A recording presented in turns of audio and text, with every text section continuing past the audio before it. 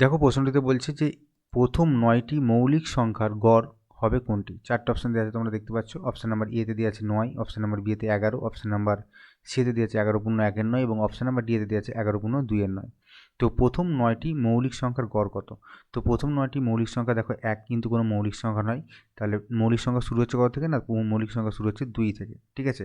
2, 3, তারপর হচ্ছে 5, তারপরে 7, তারপর 9, কটা পেলাম?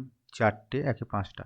9-এর পরে দেখো, আচ্ছা 9 হচ্ছে কিন্তু আমাদের মৌলিক সংখ্যা নয়, সরি, 9টা আমাদের বাদ যাবে।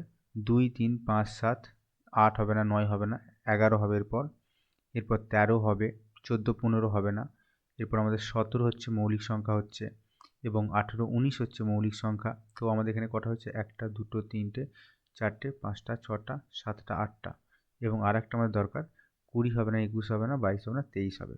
ঠিক আছে, এদের গড় কত? মানে 9টা মৌলিক সংখ্যা, মানে এদের যোগফলটা প্রথমত তোমাকে দেখতে হবে, তারপর তাকে তোমাকে 9 দিয়ে ভাগ করে দিতে হবে, ঠিক আছে।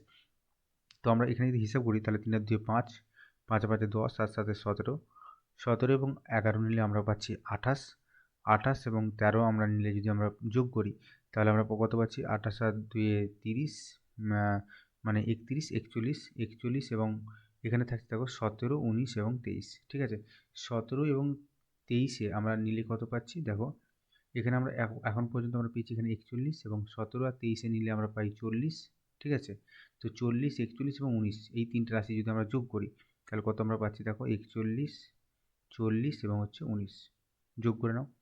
তো 9 একে 10 শূন্য, হাতে রইল 1, 11 একে 2, 4 2 6 4 10, মানে 100, ঠিক আছে। তাহলে এদের যোগফল কত পেলাম? না 100 পেলাম। এবার প্রথম 9টি মৌলিক সংখ্যার গড় কত হবে? তার মানে একে 9টা সংখ্যা দিয়ে 9 দিয়ে ভাগ করে দিতে হবে। তো এটা যদি আমরা হিসাব করি, তাহলে আমরা পাচ্ছি দেখো 9 9 11 99, মানে 11 পূর্ণ 1-এর 9, এটা হচ্ছে গড় হবে।